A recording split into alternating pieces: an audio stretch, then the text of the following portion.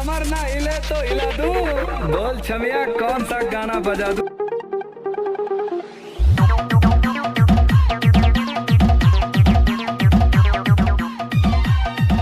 मुझे तुमसे प्यार हो गया। अरे नहीं मैडम, बाहर में गया प्यार व्यार, ये लव के कैरेक्टर में अपन सूट नहीं करता है। जाओ रे।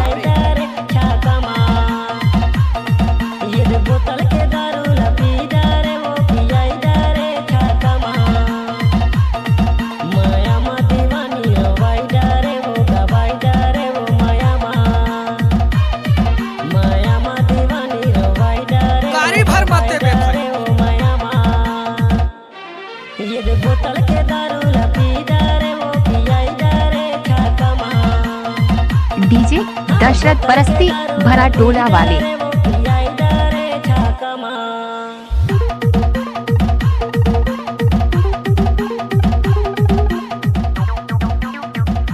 अब बउआ के सामने कोई टिक नहीं सके।